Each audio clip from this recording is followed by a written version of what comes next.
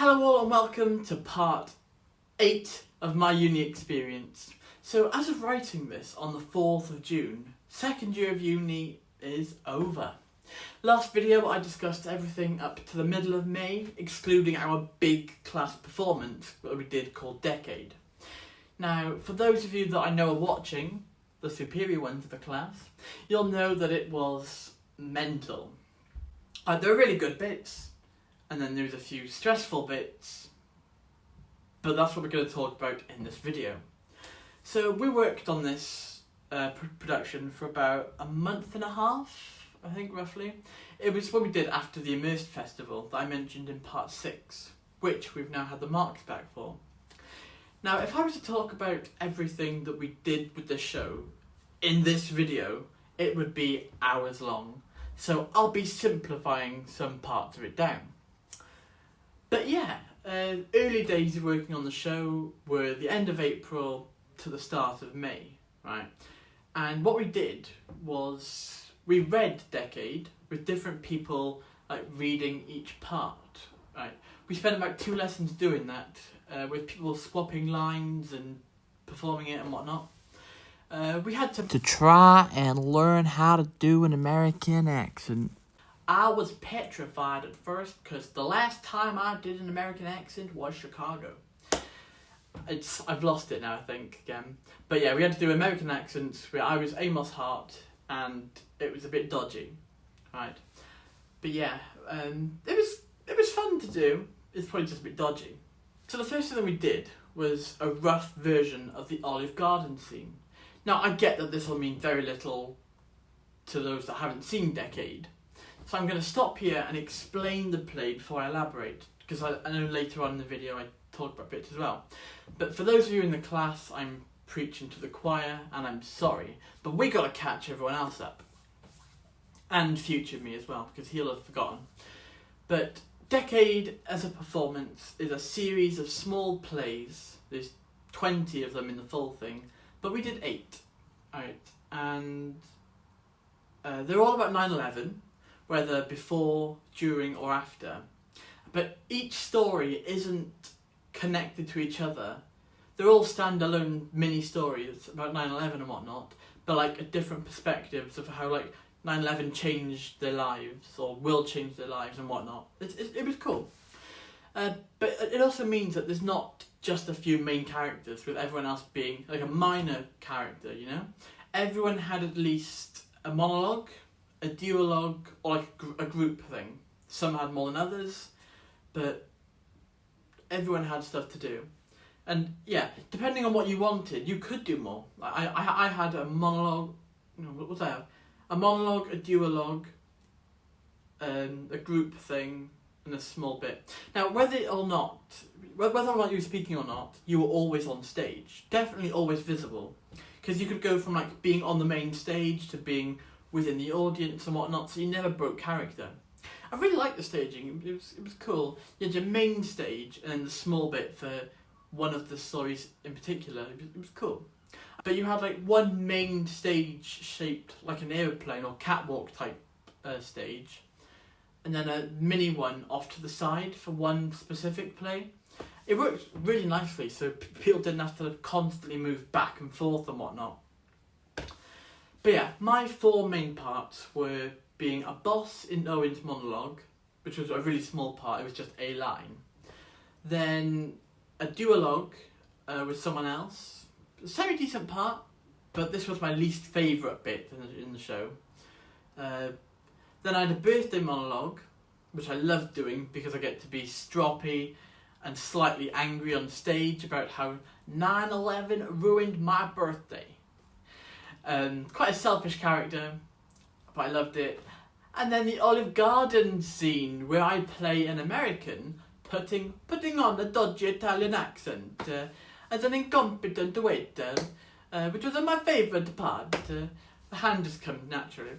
But yeah, now that I've explained my bits in the play and what I did and what Decade is essentially, we can go back to what I was talking about earlier. The first thing that we did was a rough version of the Olive Garden scene. Now, this was the first time since Chicago that I had to do an American accent, which I hadn't done in years. When I did Chicago, I tried to do like a Tom Hanks thing, life is like a box of chocolate. And also do an Italian accent, which I had never done since watching Super Mario. I haven't practiced it in a while. That was the first time since a decade that I've done an Italian accent and an American one. But it was quite the experience to say. It was, to say the least, my American accent was quite dodgy. And so was the Italian. But the Italian one is meant to be slightly dodgy, because the waiter's putting on this accent. So that's slightly easier.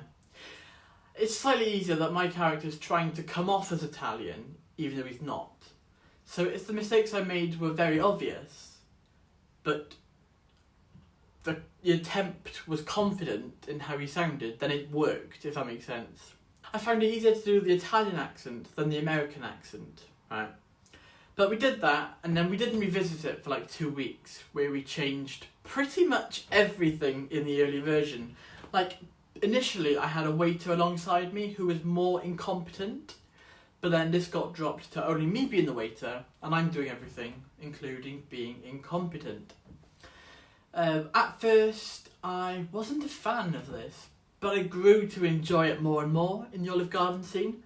Because, first I'm taking orders from several tables on the main stage, then I come off stage and I'm, preparing a cake or sorting things out. I go back onto the stage, taking orders.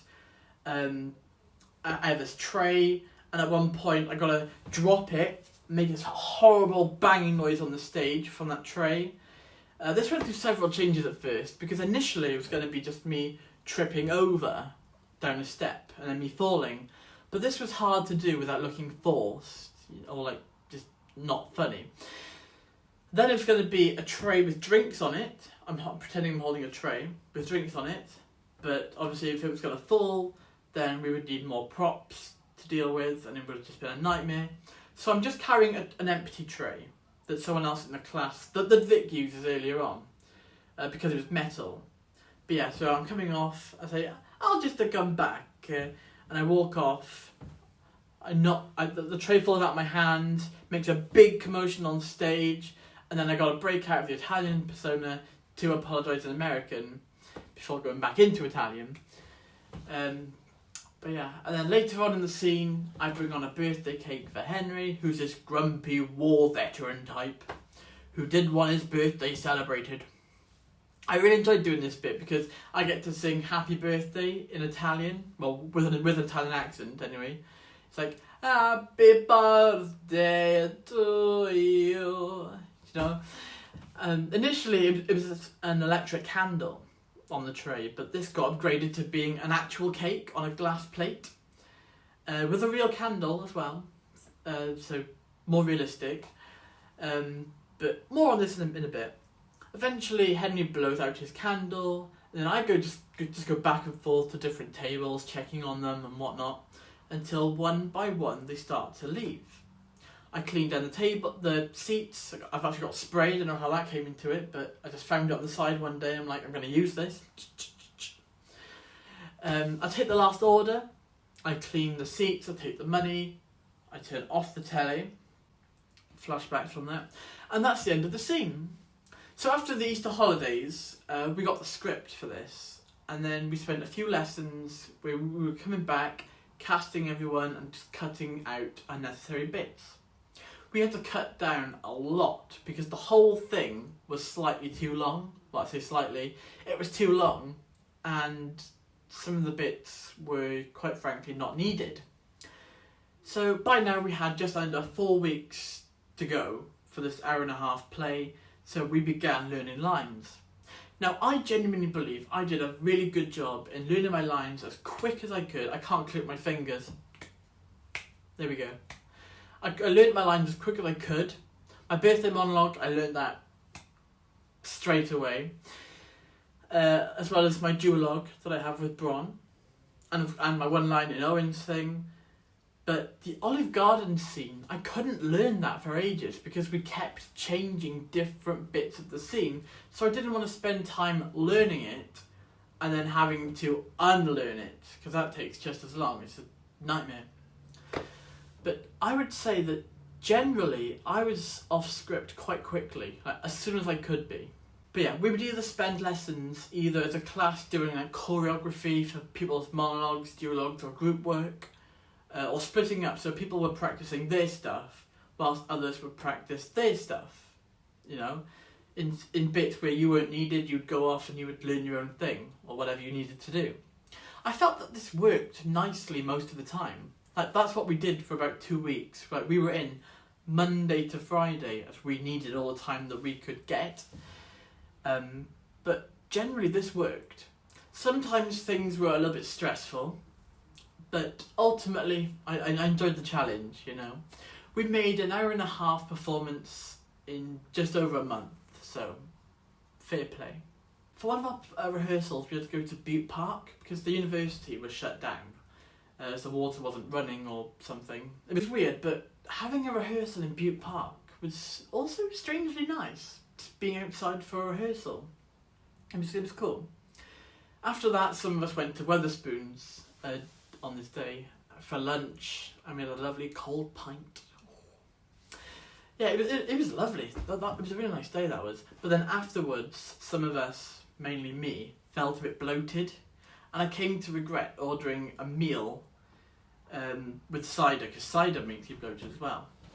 But after that, we would go and rehearse in Porter's, which is like a local pub / mini theatre place. It's lovely that we had all the opportunities to, you know, rehearse in these different places, but then when we're in the actual space, I find that it's hard to remember and translate what we did in this place into where we're actually going to be doing it. My brain just struggles to do that. I don't know why, but it just confuses me, and then we have to relearn stuff anyway. And yeah, but we made do.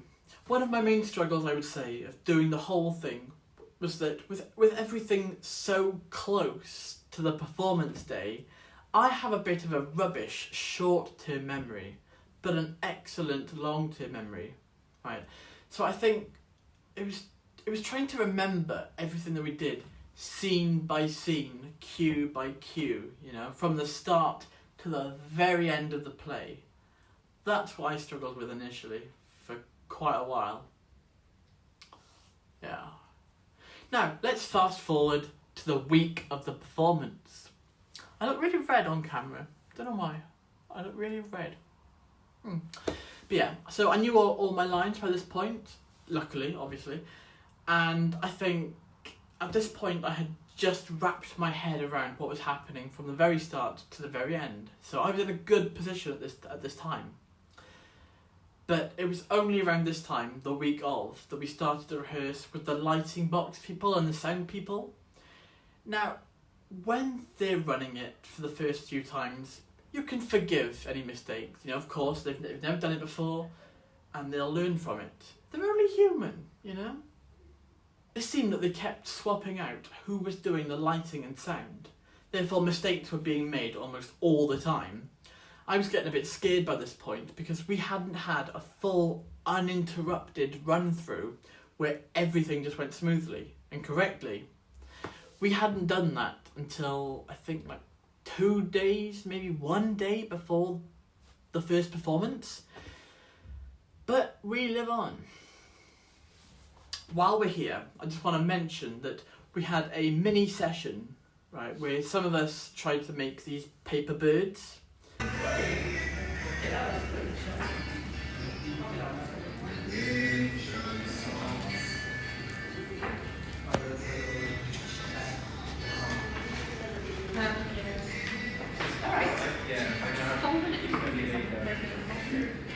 You sent the pictures to your group chat and I was like,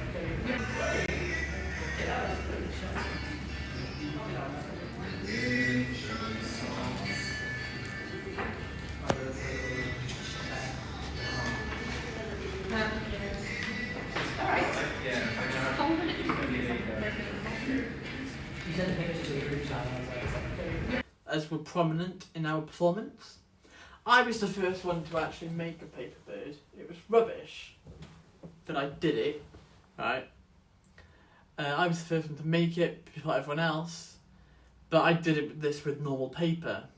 So it was a small bit of normal paper, so it just turned out like that. But yeah, Ruth carried the class in making the paper birds. I think she made like 25 to 30 of them. I don't know, but I've got one of the ones that we used in our performance in my room now. Right by here, hold on. There we are.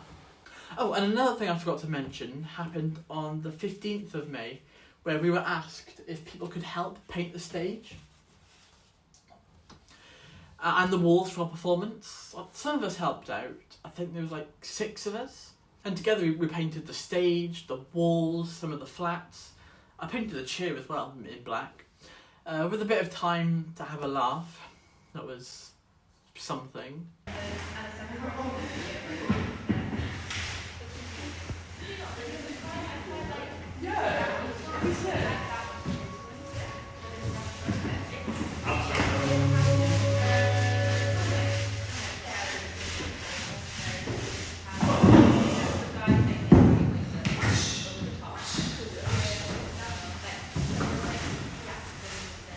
Jamie, what the hell? Art. What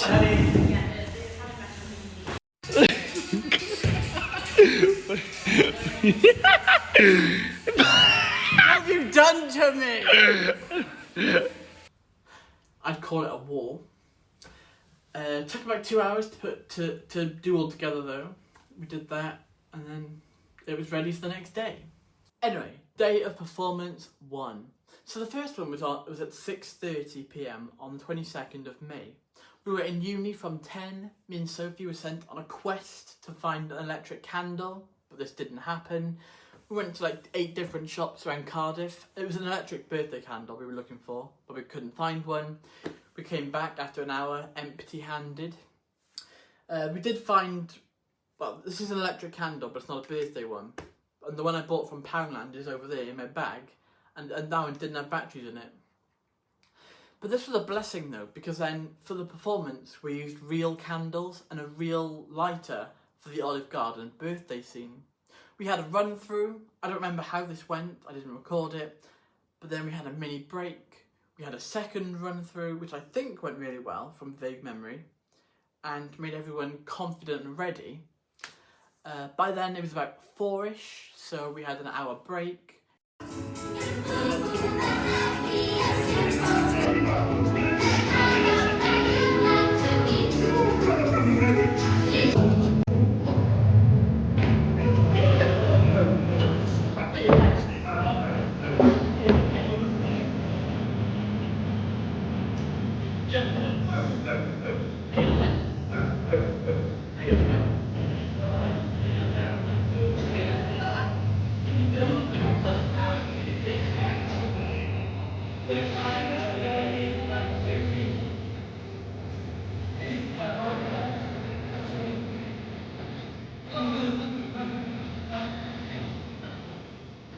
Back to uni, we warmed up, prepared everything for the show.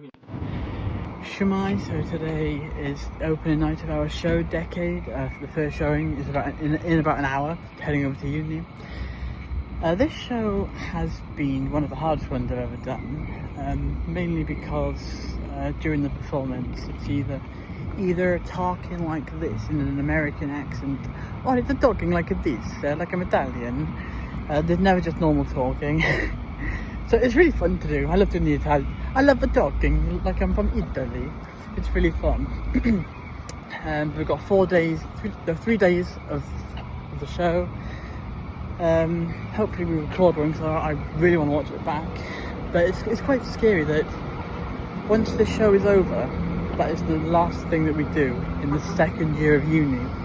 I will be 2/3 of my course through, done. And it's scary, all the time gone by. But anyways, it's showtime. Then we get into positions. Now I think the first show went well. Yeah, I'm going to mention it. There was a brief moment in the Olive Garden scene where, I don't know who it was, but someone forgot their line or something, because everyone's on the main stage, or most people are, I'm off listening for my cue whilst getting the cake ready with Owen and Casey. So yeah, I'm doing that. I'm listening for my cue, getting this cake ready, and the stage is like silent for like 3 seconds. You know that awkward feeling you get when something's wrong and just goes silent? Well, I chimed in saying, "The cake is nearly ready, don't worry, it won't be too long," something like that. For context, it's meant to be a surprise birthday cake, but the person doesn't want their birthday publicly celebrated, so it's meant to be a secret. But to keep the scene going, I mentioned the cake being ready, just so it wasn't dead silent on the stage. Christian said something as well, I don't remember what, but he said something to keep the scene going on as well after I said my thing, and then it just sort of carried on from there. I do wonder if this will be on the recording that we've got. Well, that we do get sent. We haven't had it yet, but I look forward to seeing it. I'm curious. The line kind of gives away that it's a surprise cake, but Henry and Ruth just sort of went along with it, you know, by looking confused and whatnot. The scene was saved. Is that a bit egotistical for me to say? It might be. But it's my series, and I'll say what I like. That was rude. I had to ask on the class group chat because I genuinely could not remember, but on one showing there was way too many people in the audience than we were expecting, so that some people couldn't get into positions because there's a bit where we go into the audience, or that people were essentially in the leg space of the audience. This was the third one we did, I think, though. I can't remember. The first one went decently, though. More on this shortly. But before I do, I've got to thank Christian for helping me fill in the knowledge gaps that I had of this occasion. I was too busy learning lines and preparing for Decade to write my Uni Experience Part 8 and Part 7 as well. I had to write that one out and edit it and get it filmed and whatnot. But once the show was over, I reset my props, we went back to our student accommodation, and then a while later went to Pizza Hut to celebrate. Me and Henry shared like a £20 meal offer thing. It was like half a pizza each, a side, dessert, unlimited salad and a drink. I would come to regret this though, because I had a spicy pizza, which was lovely at the time. I love spicy food. And a lot of gherkins from the salad bar, which again were lovely at the time. It was a lovely meal and a lovely night out. Then it came to the day after. My stomach was not on peak form. I had self-sabotaged my stomach with spicy food. I'm not going to go into detail about this. You're welcome. Although, I suppose by leaving it up to your imagination, it's probably worse. Okay. Anyway, we had to be in uni for about 8 o'clock-ish for a 9 o'clock start. We all got ready, and as we're mostly all in costume, our lecturer gets told that our audience, which were, or weren't to be, a class of school/college students, but they weren't coming because their school was in lockdown. That's fun. So our second performance, which would have been the first of 3 on the day, was cancelled. We had no audience. So, what did we do as a class? We went to Wetherspoons, lecturer included.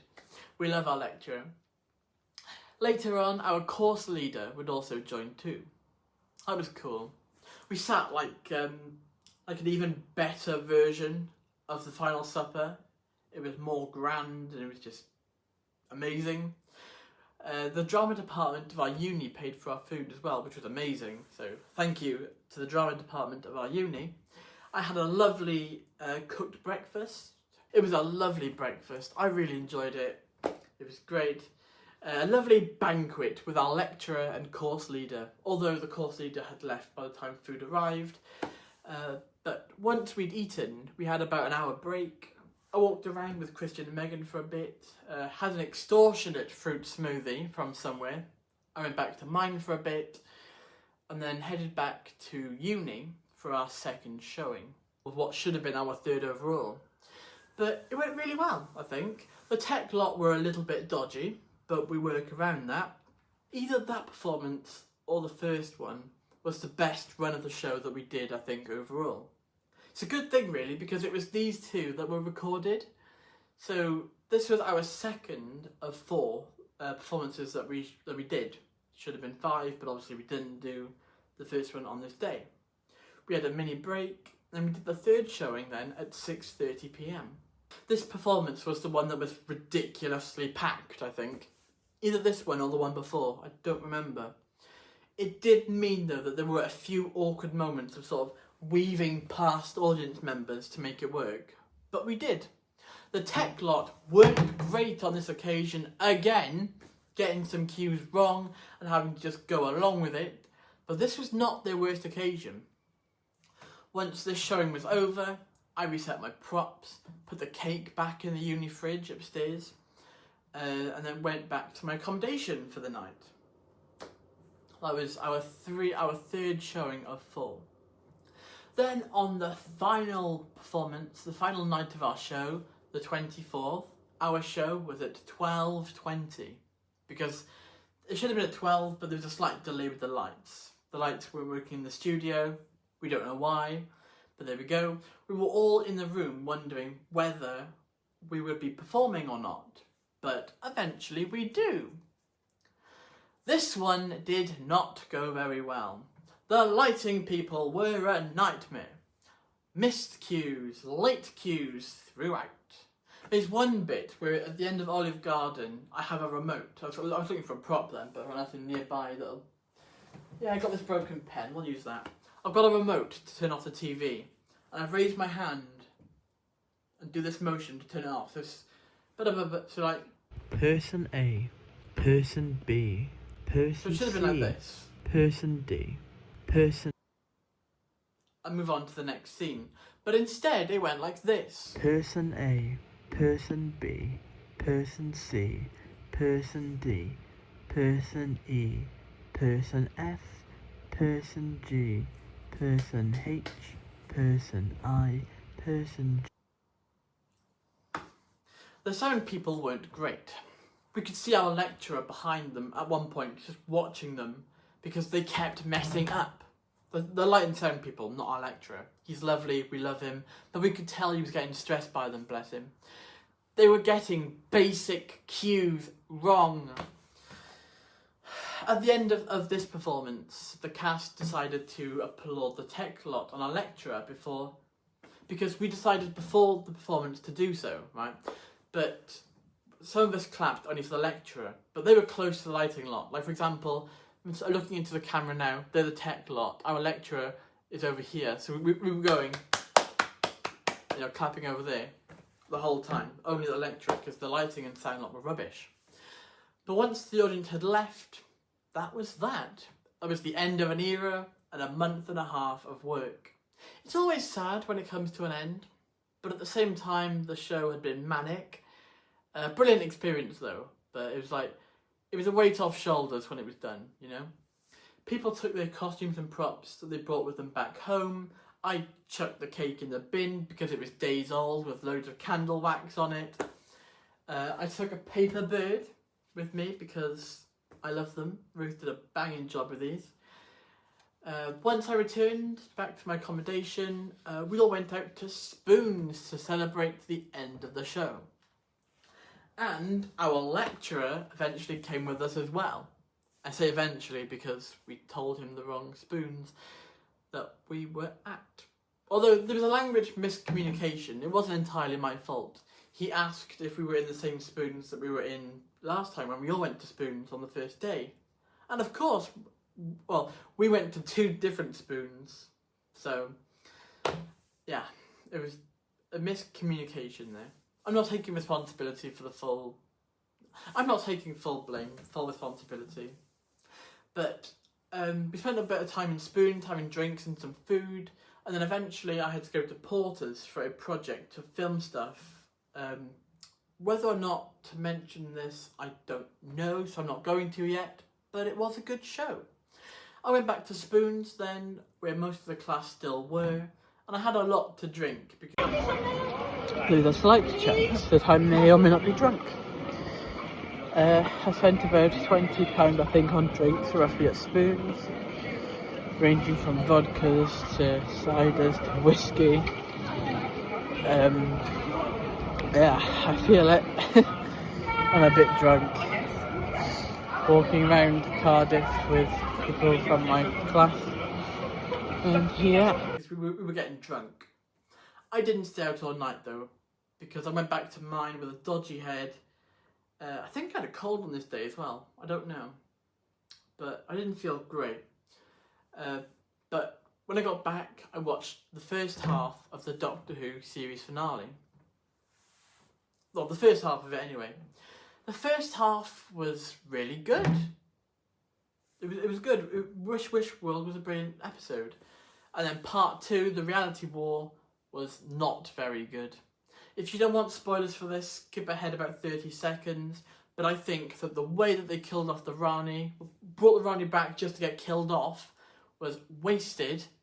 And the fact that they turned Omega into this big, boring CGI monster with a really deep voice.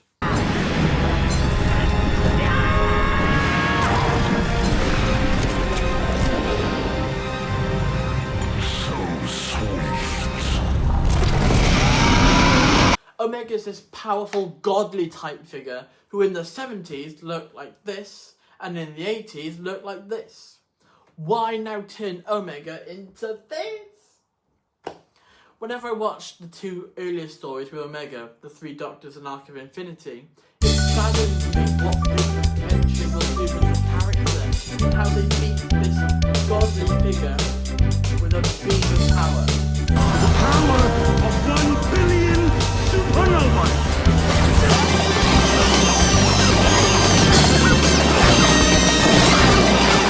But yeah, everything else, at least the first half of part 2 of that episode, was rubbish. But this video isn't called My Doctor Who Experience with a Little Bit of Uni in it. But that was my day on the 24th, and indeed the early hours of the 25th. It was a good day. It was a busy day, but a good day. And it marked the end of year 2 of uni too, which was quite sad. 1 more year left on the course. 2/3 of it done. 66% of the course is done. Wild.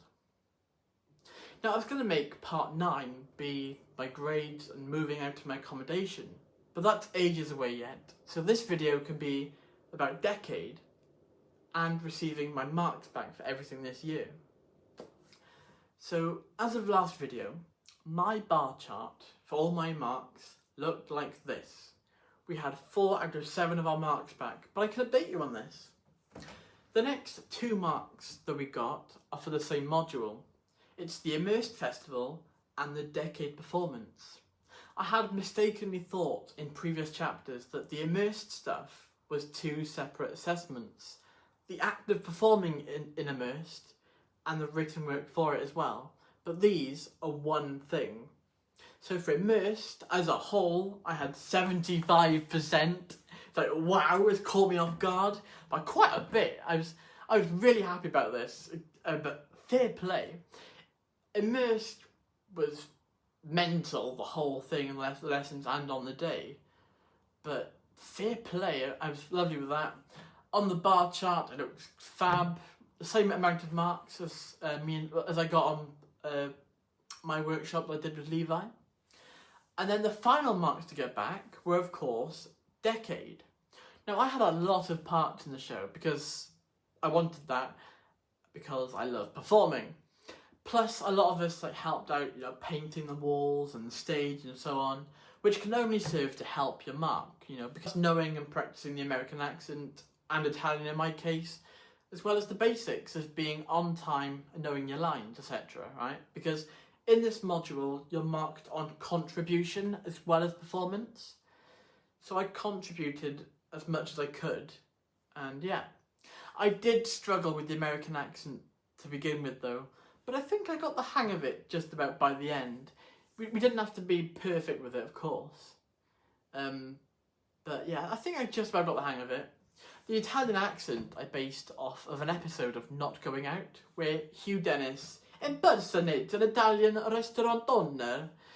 I always found that scene funny. It was just very amusing to me to watch. Toby, you're doing all right for money, aren't you?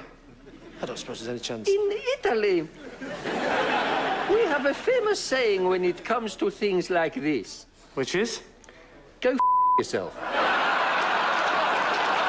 But anyways, after reading my feedback notes, I had 78%. My best mark this year. I'm so proud of how my marks turned out. So let's get the bar chart up. The blue module and the red one, I suppose, were my best ones. Definitely the blue one though. That was my best module. Yeah, I think either running the workshop or doing Decade were my favourite things that we did this year. My least favourite thing is the workshop essay that we had to do, and that was my least amount of marks I got as well. I had 67 marks for that. But yeah, Decade and the community workshop, they were the best things that we did this year. Everything over 70 and over is a first. So I think, yeah, in this year I should have at least a first. But year 2 as a whole makes up 40% of your overall degree mark. Next year I'll be doing 60% of my degree. To this day I still think that year 1 should have been a small part of the degree, even if it was like 10% of your degree is in year 1, 40% is in year 2, and then 50% is in year 3. But I don't make the rules. 40-60 is still a good split, I suppose. But yeah, it was good. And I think that's everything to do with the course, really. I've covered it all in another year of my uni experience. What's left to be covered? Well, moving out of here, definitely. There's a few side quests as well I can talk about, but this will all be in the next video. The auto cue since run out by now. I'm just trying to think if there would be anything else to cover. But no, I don't think there is. I think part 9, the next chapter, will be the last instalment for this year. And I'm going to year 3, the last year of my course. My God, scary that is. But yeah, with that being said, oh, actually, just before I end the video, I want to show you all.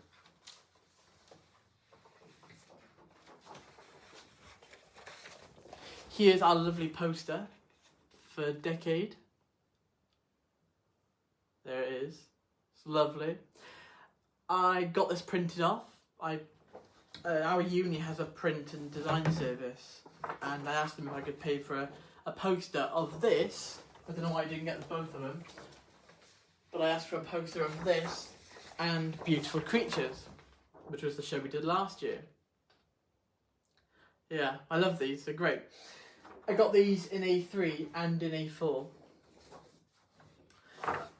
I look at the Beautiful Creatures poster, and it's a little bit misleading. I never mentioned it, I don't think, but it's a bit misleading. Like, in our show that we did last year, we never had a giraffe, we never had an elephant, and where's Mvubu the hippo? Do you know what I mean? Still a great poster though. I love that I've got it. But yeah, that is the end of part 8 of my uni experience year 2. Let's put these up safely over there. There we go. So, thank you all for watching. Be sure to like and subscribe. Have a good day. Don't forget to drink hot chocolate.